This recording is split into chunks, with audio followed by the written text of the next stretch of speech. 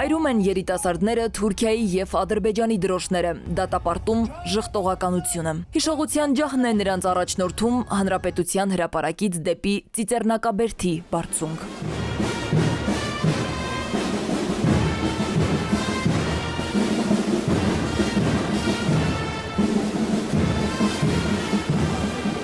Աշխարհասփյուռ հայությունն այսօր նշում է հայոց ցեղասպանության 110-րդ տարելիցն ու աշխարհի տարբեր կողմերում խնկարկում սպանդի ենթարկված 1.5 միլիոն անմեղ զոհերի հիշատակը։ Ձևավորված ավանդույթը ապրիլ 24-յան ոգեկոչման արարողությունը վերածել է համահայկական շարժման, ցույց տալու, որ մեկ դար անց էլ հայը նույն պահանջատերն է։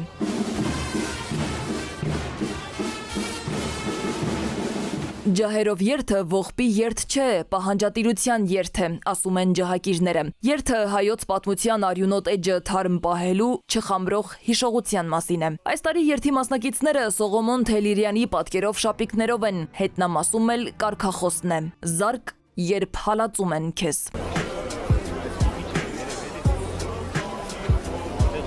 Մարդկանց բազմահազարանոց հոսքը էլի չի դադարում։ Երթի մասնակիցները մի քանի ժամ անընդմեջ անցնում էին անմար կրակի մոտով, ծաղիկներ խոնարհում ու եւս մեկ անգամ հիշեցնում. հայը չի կարող ուրանալ իր պատմական հիշողությունը։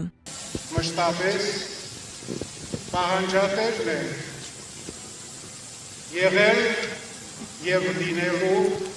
արդարության հաղթանակը։ Այս մեծ խումբը հայրենասերների և իրենց ազգի պաշտպաններին ջահերով եկել է այստեղ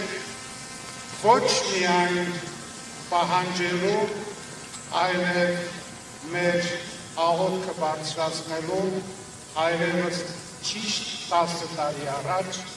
սրբադասված մեր նահատակ